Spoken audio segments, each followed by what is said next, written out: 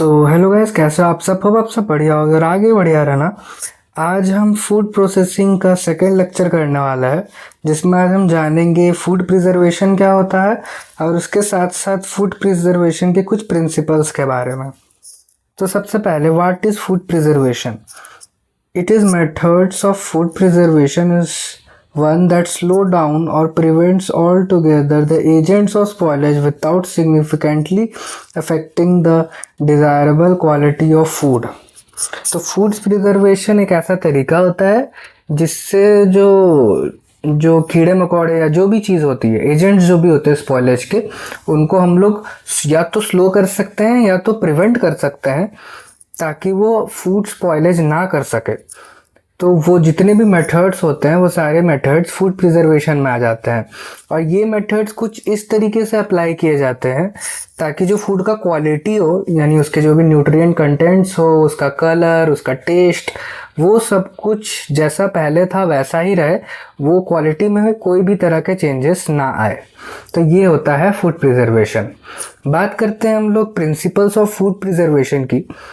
तो total 3 principles यहाँ बताए गए हैं। पहला, प्रिवेंशन और डिले ऑफ माइक्रोबियल डिकम्पोजिशन। दूसरा, prevention of changes due to enzymatic activity and pure reaction in food.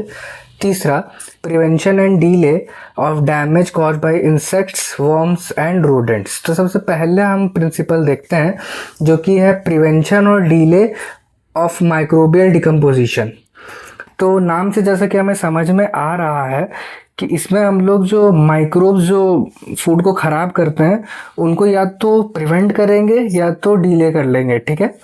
तो microorganisms remain as the biggest threat for the food preservation. हम लोग सबको पता है बैक्टीरिया, फंगाई, कई तरह के माइक्रोब्स होते हैं जो कि तुरंत फूड को अफेक्ट कर देते हैं अगर हम प्रॉपर प्रिजर्वेशन मेथड ना लगाए तो इसीलिए हम ये कह सकते हैं कि माइक्रोब्स बिगेस्ट थ्रेट होते हैं फूड प्रिजर्वेशन के लिए। The activity and growth of microorganisms depend upon various factors such as nutrient content of food, moisture content, oxygen availability, temperature, concentration of salts and sugar, acid content and acidity of food. Example के तौर पे मैं moisture content से बताता हूँ ये, क्योंकि ये सब ने पढ़ा है कि मॉइस्चर कंटेंट जो रहता है अगर वो ज़्यादा रहेगा तो फूड के अंदर फ्री वाटर भी ज़्यादा होगा, तो माइक्रोब्स जो होते हैं उनको वाटर का अवेलेबिलिटी मिल जाएगा ग्रो होने के लिए। हर कोई ऑर्गेनिज्म जो चाहे जैसा भी हो, उन्हें पानी चाहिए होता है ग्रो करने के लिए। तो माइक्रोब्स को अगर पानी मिल जाएगा, फ्री वाटर मिल जाएगा, तो वो ग्रो कर पाएंगे। तो इसी वजह से मॉइस्चर कंटेंट एक बहुत बड़ा फैक्टर है माइक्रोब्स का ग्रोथ का। टेम्परेचर भी आप लोगों ने सुना है, जैसे कि कई सारे जो माइक्रोब्स होते हैं वो बहुत ज़्यादा टेम्परेचर में ग्रो करते हैं, कई बहुत कम टेम्परेचर में ग्रो करते हैं। कम टेम्परेचर हमने पढ़ा था, साइक्रोफिलिक माइक्रोब्स जो होते हैं वो काफ़ी कम टेम्परेचर में ग्रो कर जाते हैं।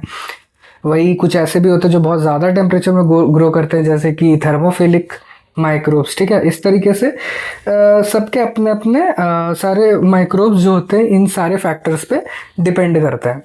अब तो हम लोगों को कुल मिला के हमें करना क्या होगा, इन फैक्टर्स को कंट्रोल करना होगा। So by controlling these factors the growth of microorganisms can be delayed और प्रिवेंटेड, ठीक है। इतना तो हमें समझ में आ गया। तो अब हम इन्हें कंट्रोल कैसे कर सकते हैं, ठीक है।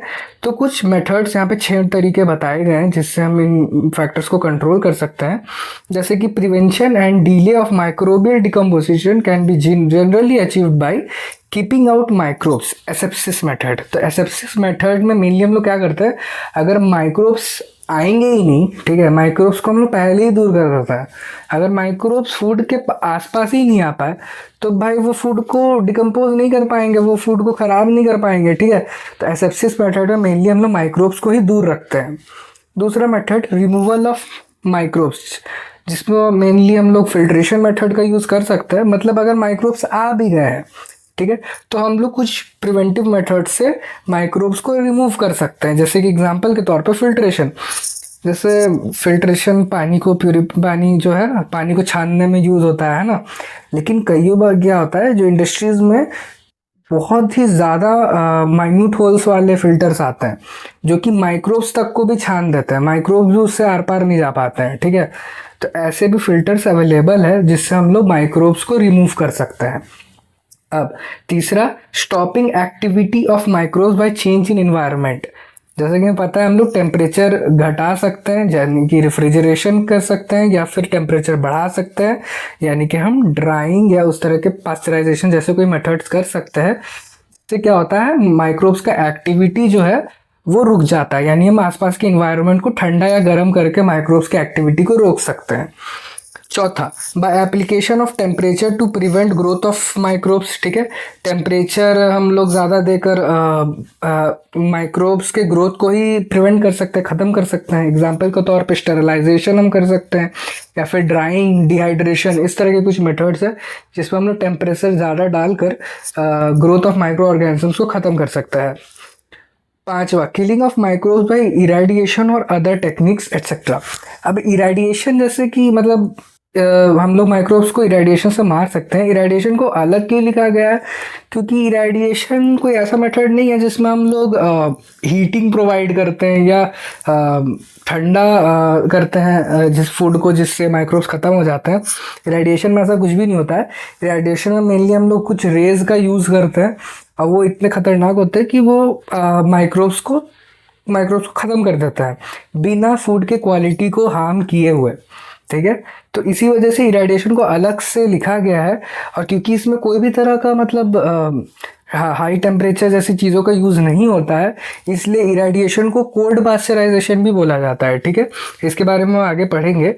छठा है, by reducing oxygen level in combination of other factors.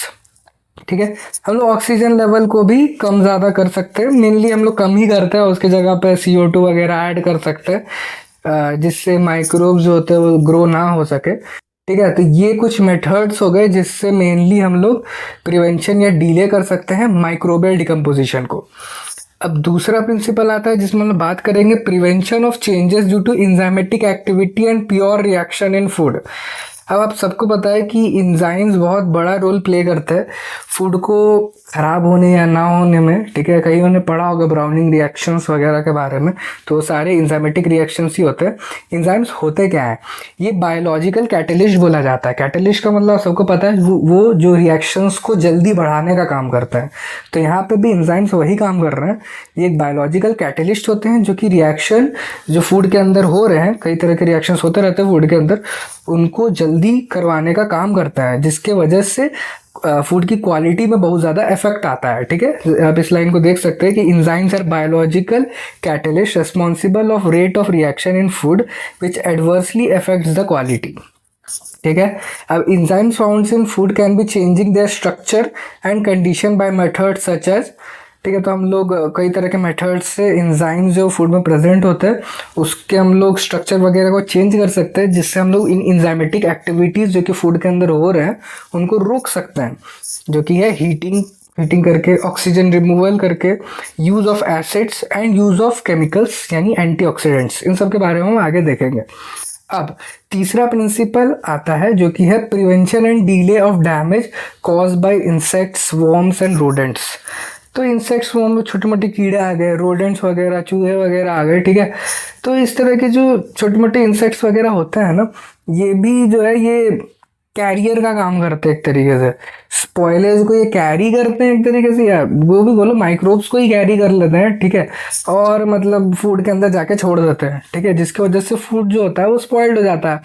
अब ये जो insects, worms and rodents always मतलब as the major competitors of human foods इन्हें भी काफ़ी पसंद होता है, मैं कह सकते हैं। आप लोग एप्पल को काट कर कुछ देर के लिए छोड़ दीजिएगा, इंसेक्ट्स वहाँ पक्का आपको दिखेंगे, छोटे मोटे कीड़े मकोड़े काले जैसे। ठीक है, उधर पूरा भर जाएंगे आके। ठीक है, तो ह्यूमन फूड्स ये हमेशा खाने के लिए आ जाते हैं। ठीक है, और इनसे जो है बैक्टीरिया वगैरह उस फूड के अंदर आ सकते हैं और फूड के द्वारा वो हमारे अंदर आ सकते हैं। ठीक है, the damage caused by insects, worms and rodents can be मतलब पॉज्ड या prevent by using pesticides, insecticides and rodenticides.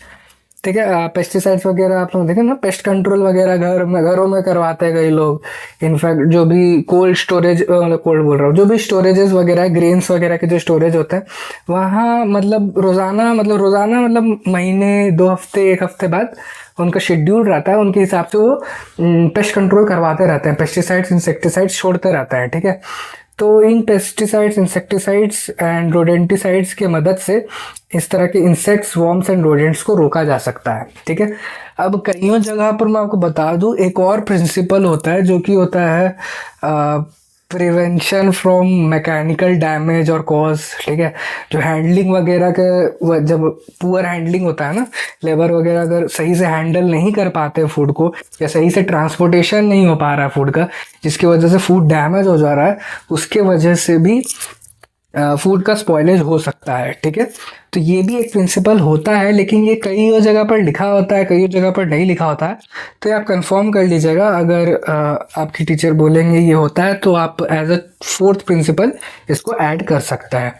अब अगले लेक्चर में हम इसके आगे के बारे में जानेंगे कि क्या क्या मेथड्स होते हैं फूड को प्रिजर्व करने के, ठीक है। जो जो हमने ऊपर में देखा उसको अब हम डिटेल में एक तरीके से जानेंगे आगे के लेक्चर्स में। तो तब तक के लिए अगर वीडियो अच्छा लगा हो तो वीडियो को लाइक करें, चैनल को सब्सक्राइब करें। कोई भी अगर सजेशंस आपको देना हो कि जो मैं इम्प्रूव कर सकूँ, वो आप ज़रूर दें। Thank you.